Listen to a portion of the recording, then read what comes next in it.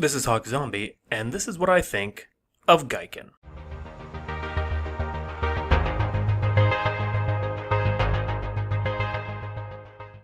Before I begin, full disclosure, since playing it I've become rather good friends with the developer. Please note, however, that this will not color or bias this review.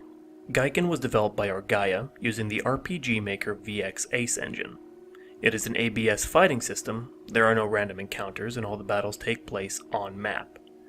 It was originally released on October 27, 2017, and the version that I used for the review was 3.0.3.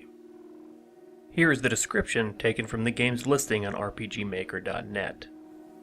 Geiken is a mystery philosophical adventure set in a fantasy sci-fi world, inspired by games from The Legend of Zelda, Elder Scrolls, and Fallout series. The focus is on the writing and storytelling, covering themes of identity, apotheosis, and the pursuit of happiness. Decisions can be made that alter the course of the narrative and the landscape of the finale. There are 6 different endings that occur based on prior choices. At first glance, the game itself is unassuming. The title screen is basic, with a few black balls moving in a counterclockwise pattern, and you're given computer terminology instead of the standard New Game or Continue options. Even the game menu itself has the same sort of theme. In my playthrough, there were hints and allusions towards what this really meant, but I wasn't able to uncover the secrets. Apparently the happy ending is due to ignorance being bliss. Initially, I found the game to be confusing.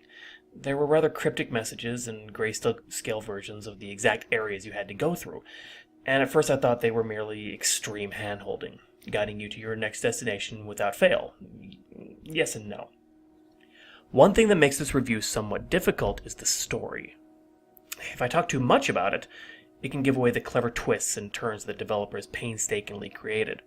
Too little, and it doesn't paint a good picture of the story to entice others to try it out. Just know this. Once I really got into Geiken, I found a game that was mysterious, delightful, and moving. I will be the first to admit that when it comes to RPG Maker games, I may not be in the know about what tile sets belong to the RTP or whether they were originally made tiles and sprites and whatnot. So I'll be focusing more on the mapping for the purposes of this review. And most of the mapping in Geiken is actually rather well done, but not all of it. Many villages suffer from cubism, as it were, making all the homes look nearly identical, and many of the dungeons have a very repetitive feel to them, aside from the major story ones. I will say, the one with the floor puzzle was one of my favorites. And while I know a lot of it was to accommodate the ABS system, and one area in particular was supposed to represent a sprawling desert, easy to get lost in, many of the maps were simply too large. Thank God I had a compass. Earlier versions of the game did not. I think I would have gone mad. Okay, real talk. I actually am not a huge fan of the ABS system in RPG Maker. I find it, for the most part, clunky and unintuitive. However, Orgaya managed to make it serviceable, and even fun. Granted, I missed the part in the tutorial that mentioned how to heal, and spent a few hours suffering, but that was my own fault. I do know he tweaked and adjusted the ABS system from its default, and it shows.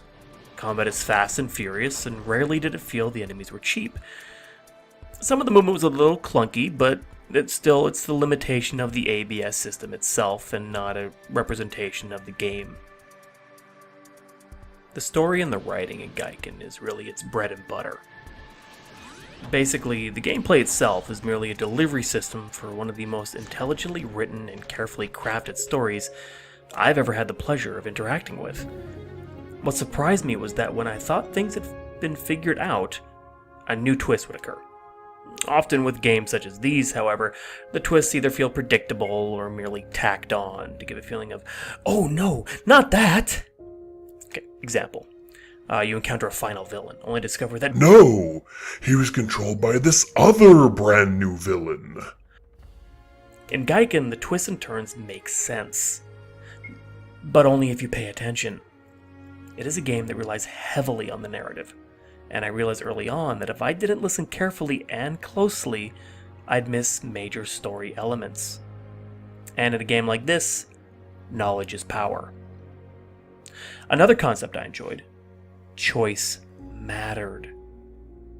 Something you may have said or not said, or done or not done back in the beginning or at several points in the game, could have lasting effects on what choices you were able to make later on in the game. And even when it seemed my choices no longer affected things, I would still wrestle with the possibility of the implications of my actions. That to me is a sign of good storytelling. I cared not only about the characters, but the effects on the game world itself. When it came to the music and the sound in Geiken, I felt most of the choices were nearly perfect. It always seemed that the right track or sound effect played at just the right time. Or maybe Orgaya just got lucky.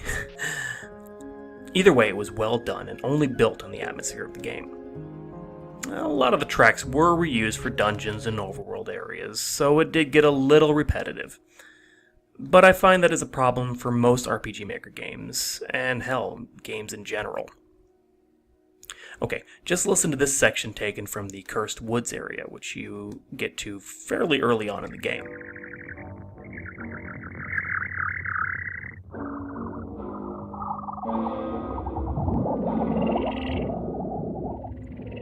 It's haunting, odd, and fits the theme of the area just right, without being overbearing.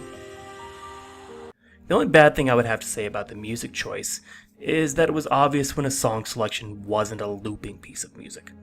The silence at the end of some songs and the abrupt beginnings of others was enough to break the immersion ever so slightly. Touching back on the mapping of Geiken, I personally felt a lot of the dungeon areas were repetitive. While the layouts did differ, they were pretty much the same. Curving, zigzag paths that moved in a circular pattern towards the center or far end of the area. Perhaps some of the repetitiveness could have been lessened by some sort of exit item or interaction at the end of the dungeon that teleported the player just outside, instead of having to trudge the whole way back out on foot. Also, the large maps felt, to me, less about giving the ABS system room to fight and more about padding the game. Not that I'm accusing Orgaya of that. You don't receive fast travel items until you're nearly done, and there is a lot of walking. I'll be honest, I think at least 2 to 3 hours could be cut from the game by reducing some of the more sprawling areas down to even half their original size. Now, if you take away the dungeons, repetitiveness, and the walking, and focus on just the game itself, there is a lot of story here. It took me almost 30 hours to beat the game in my first playthrough. Granted, I was trying to be as thorough as possible. There's also 19 characters that are unlockable, and some are hidden. And these aren't your simple, if you pick this girl, you don't get this boy, sort of hidden either. A lot of these you had to do a series of quests before they would even consider joining you. I also found the quest log, as well as the main story, easy to follow along.